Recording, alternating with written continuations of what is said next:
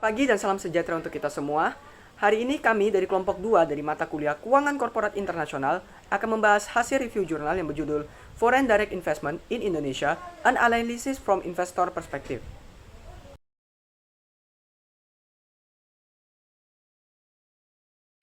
Yang pertama adalah masalah penelitian dan alasan penelitian dari jurnal ini. Masalah penelitian dari jurnal ini adalah yang pertama, mengetahui status Indonesia sebagai negara tujuan FDI. Lalu mengetahui faktor-faktor yang menarik FDI ke Indonesia dan bagaimana hal tersebut dapat ditingkatkan. Lalu masalah yang terakhir adalah mengetahui faktor-faktor yang menghambat aliran FDI ke Indonesia dan bagaimana hal tersebut dapat dikurangi. Lalu alasan penelitian dari jurnal tersebut. Berdasarkan masalah penelitian tersebut, maka alasan dari dilakukannya penelitian pada jurnal ini antara lain adalah sebagai berikut. Yang pertama, membantu investor untuk mengambil keputusan yang lebih baik mengenai FDI ke Indonesia. Lalu membantu regulator dan pemangku kepentingan untuk memutuskan kebijakan sehingga mampu meningkatkan daya tarik FDI ke Indonesia. Lalu tinjauan pustaka. Tujuan FDI adalah investasi asing langsung secara luas dianggap sebagai mesin pembangunan yang kuat bagi banyak negara penerima atau biasa disebut tuan rumah. Lalu faktor FDI adalah sejumlah penelitian telah dilakukan berbagai negara dan sebagian besar penelitian telah memeriksa efek faktor penentu aliran masuk FDI dan menemukan bahwa faktor penentu yang relevan. Faktor-faktor FDI antara lain adalah yang pertama ukuran pasar. Ukuran pasar diharapkan memiliki hubungan positif dengan FDI. Lalu pajak. Kebijakan perpajakan termasuk tarif pajak perusahaan dan pribadi mempengaruhi FDI. Lalu political risk. Stabilitas dan keandalan politik menentukan arus masuk FDI. MNC lebih memilih pemerintahan yang stabil sehingga investasi mereka terlindungi. Lalu ada PDB, ekonomi yang tumbuh menjadi pendorong investor dalam melakukan investasi. Selanjutnya, angkatan kerja. Keberadaan angkatan kerja yang produktif merupakan salah satu faktor penentu yang mempengaruhi cakupan FDI di suatu negara. Lalu ada suku bunga. Suku bunga yang ditentukan akan mempengaruhi nilai dari FDI karena akan berkaitan langsung dengan bunga investasi. Teknologi. Teknologi memiliki hubungan yang positif terhadap FDI. Infrastruktur memiliki hubungan yang positif terhadap tingkat FDI dan import. SDA import dari negara tuan rumah juga menjadi poin tambahan bagi investor dalam melakukan investasi.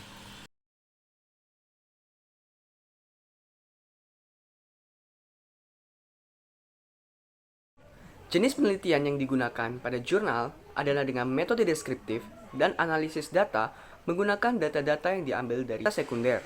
Sehingga penelitian yang ada pada jurnal tersebut termasuk di dalam penelitian kualitatif. Hal ini dilakukan dengan cara mengumpulkan data baik itu dari regional and international agency like Government of Indonesia, Central Bank of Indonesia, dan beberapa sumber data lainnya yang dikumpulkan lalu ditabulasi dan dianalisis menggunakan alat analisis yang sesuai. Variabel dan definisi operasional. Variabel yang digunakan di dalam jurnal ini terdapat 10 variabel. Yang pertama yakni FDI atau Foreign Direct Investment yang merupakan arus modal internasional di mana perusahaan di suatu negara melakukan perluasan bisnisnya di negara lain. Yang kedua ada market size yaitu jumlah dari seluruh pertumbuhan ukuran pasar dan efisiensi dari pasar di suatu negara. Yang ketiga ada PDB atau Produk Domestik Bruto yang merupakan nilai barang dan jasa dalam suatu negara yang diproduksi oleh faktor-faktor produksi milik warga negara tersebut dan negara asing. Dan selanjutnya ada infrastruktur yang merupakan pendukung yang mampu mempengaruhi produktivitas suatu perusahaan dalam melakukan produksi. Productive labor market yang merupakan tenaga kerja yang produktif adalah tenaga kerja yang berprestasi dan dapat memberikan output yang lebih tinggi sehingga memiliki daya saing produktivitas tenaga kerja. Selanjutnya ada risiko politik yang merupakan intervensi dari pemerintah terhadap operasi bisnis yang memiliki potensi dalam mempengaruhi nilai FDI di suatu negara. Selanjutnya adalah suku bunga atau BI rate yang merupakan kebijakan atau sikap moneter yang ditetapkan oleh Bank Indonesia. Lalu ada pajak atau tax yang merupakan kebijakan pemerintah yang memberikan efek atau dampak bagi para investor yang melakukan investasi, terutama investor asing karena dapat mengurangi pendapatannya. Lalu ada impor yang merupakan kegiatan memasukkan barang dari luar ke dalam negeri. Hal ini tentu saja akan berhubungan dengan FDI karena memberikan efek langsung terhadap balance of payment-nya. Lalu yang terakhir ada teknologi yang merupakan sumber dalam meningkatkan tingkat penyerapan dan produksi perusahaan, karena teknologi tersebut dapat membantu dalam meningkatkan produksi yang lebih efektif dan efisien. Populasi, karakteristik populasi dan sampel. Populasi yang terdapat pada jurnal utama ini diambil dari rentan waktu atau range waktu selama 5 tahun, yakni dari 2014-2015 ke 2018-2019. Sampel yang terdapat pada jurnal utama ini terdiri atas beberapa sumber, yakni Regional and International Agency like Government of Indonesia, Central Bank of Indonesia, Indonesian Economic Forum, World Economic Forum, International Monetary Fund, Transparency International, World Bank Group, United Nations and various publications of the statistical departments, governments, and the press. Metode pengolahan data. Metode pengolahan data yang digunakan adalah metode pengolahan data dengan data sekunder yang dilakukan dengan analisis melalui pembahasan dan interpretasi secara kualitatif pada beberapa variabel dalam mempengaruhi nilai FDI di Indonesia. Hasil dan pembahasan. Yang pertama adalah market size and economic growth.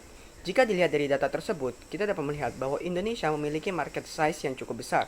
Hal ini dapat dilihat dari data tersebut di mana global rank Indonesia terus mengalami peningkatan ranking yang awalnya berada pada ranking 15 di tahun 2014 mengalami peningkatan hingga ranking 7 di tahun 2019. Selain itu, jika dilihat dari economic growth, Indonesia memiliki pertumbuhan yang tumbuh dengan pesat. Hal ini tentu saja menarik para investor untuk melakukan FDI di Indonesia.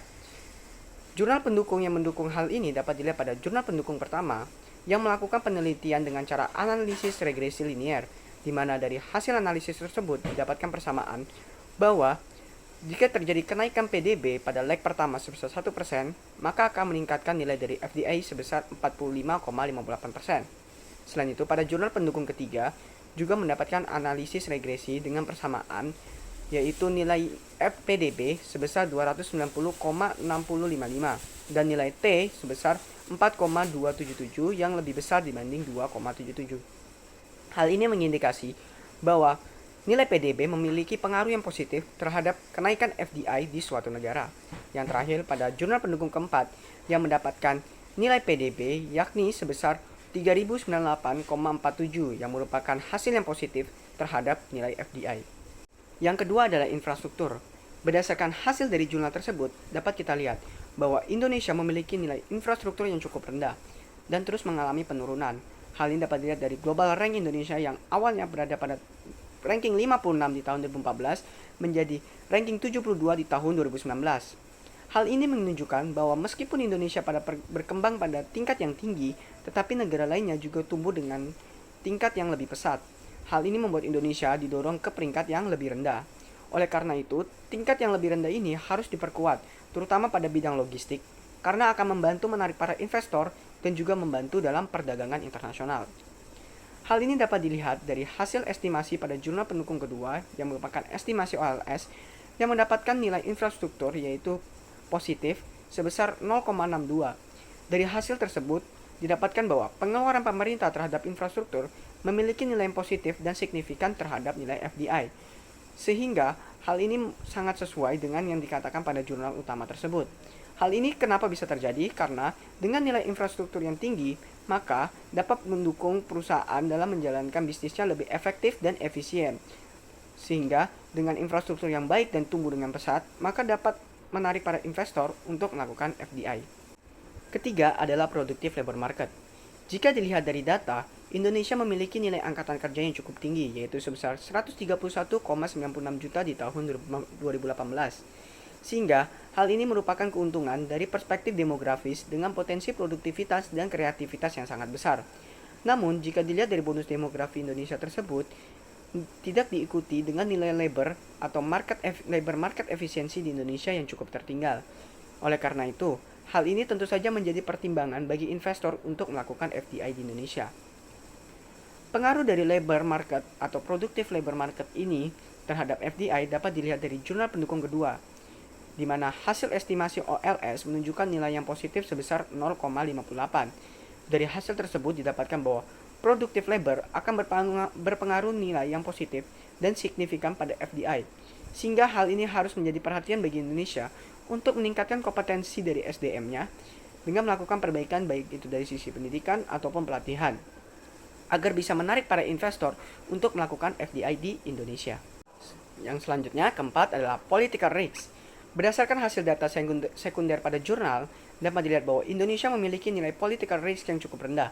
Hal ini dapat dilihat dari nilai transfer risk, exploration risk, dan political violence risk, yang hanya berada pada kisaran sekitar 3-4.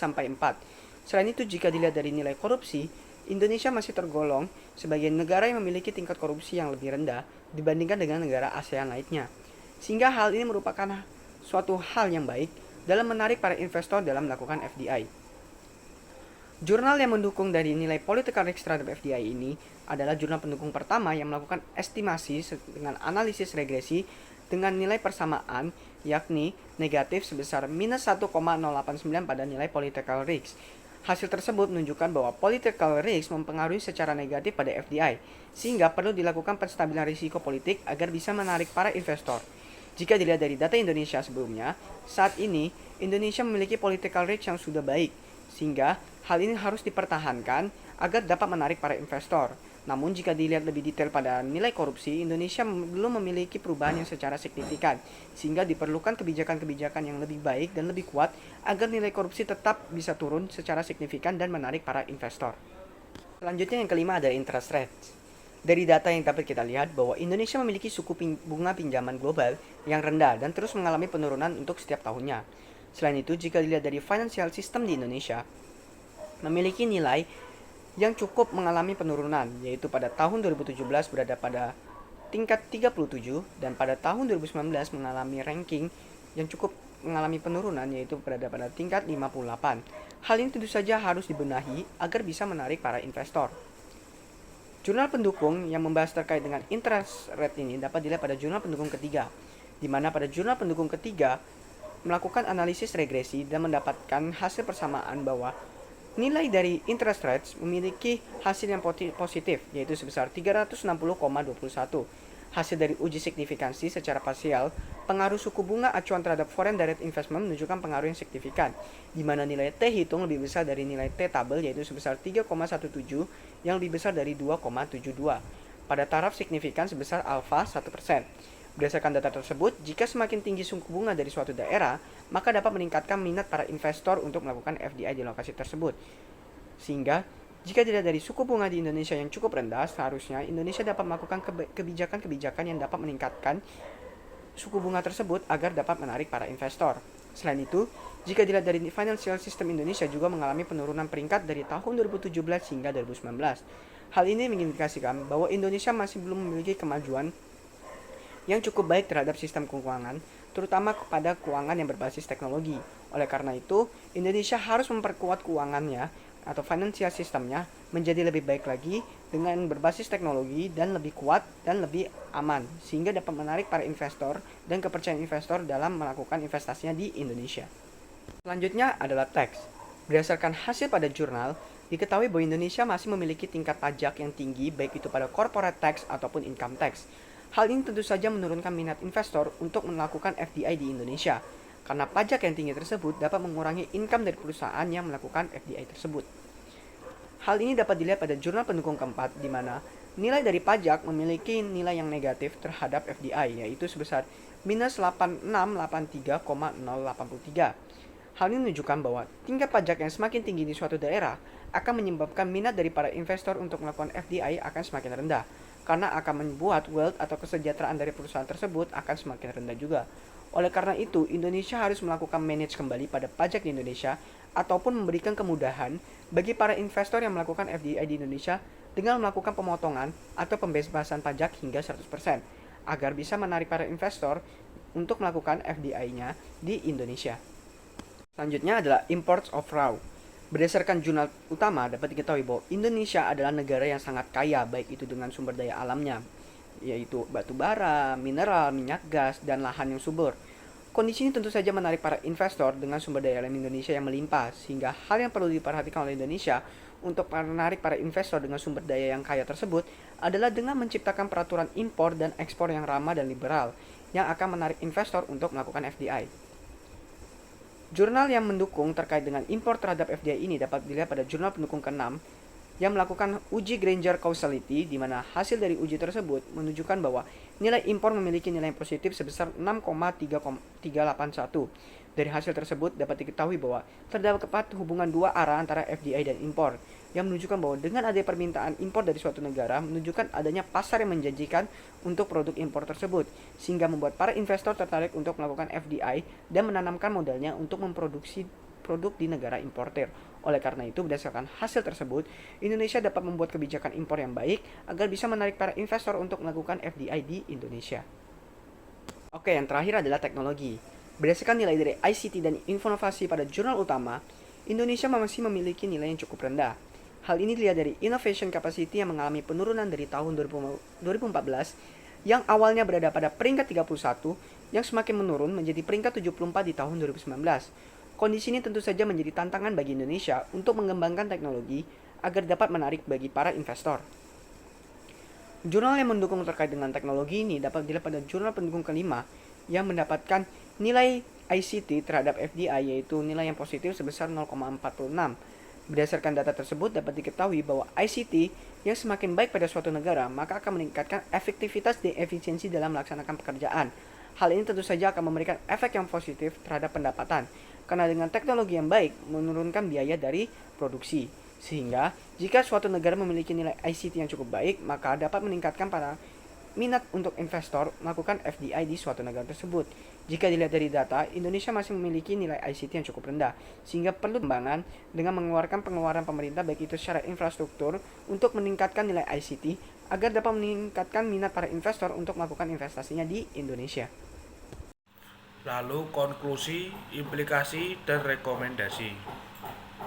Konklusi dari jurnal ini adalah, dari penelitian ini dapat disimpulkan bahwa terdapat faktor yang menarik investor untuk berinvestasi di Indonesia. Oleh karena itu, faktor-faktor tersebut harus dipahami oleh pemerintah dan investor agar bisa meningkatkan perekonomian Indonesia. Lalu implikasi dari jurnal tersebut. Yang pertama, implikasi teoritis. Dengan menggunakan data sekunder yang telah dikumpulkan pada jurnal Indonesia, sudah memiliki beberapa faktor yang baik dan dipertahankan dalam meningkatkan investasi FDI. Tetapi masih terdapat beberapa faktor yang menjadi penghambat yang harus dibenahi agar bisa menarik investor lebih banyak dan menciptakan perekonomian yang lebih baik. Lalu implikasi praktis dari jurnal. Dengan hasil penelitian ini diharapkan dapat menjadi masukan bagi pemerintah dan para investor terkait dengan investasi yang lebih baik di Indonesia agar bisa membantu dalam meningkatkan perekonomian di Indonesia. Selain itu, hasil penelitian ini bisa menjadi acuan dan perbaikan untuk penelitian selanjutnya. Lalu rekomendasi untuk penelitian selanjutnya. Dari penelitian ini diharapkan pemerintah dapat mempertahankan ambisi serta semakin meningkatkan faktor-faktor yang dapat menarik perhatian investor untuk berinvestasi di Indonesia menjadi lebih baik ke depan. Sebab dengan adanya ketertarikan investor asing diharapkan dapat menjadi pendorong untuk peningkatan ekonomi di Indonesia. Selain itu, dengan meningkatkan faktor-faktor tersebut juga diharapkan dapat membantu dalam meningkatkan lapangan kerja bagi para angkatan kerja di Indonesia yang berlimpah, sehingga bisa menurunkan tingkat pengangguran dan menciptakan ekonomi yang lebih baik. Sekian presentasi dari kami, mohon maaf jika ada salah. Atas perhatiannya kami ucapkan terima kasih.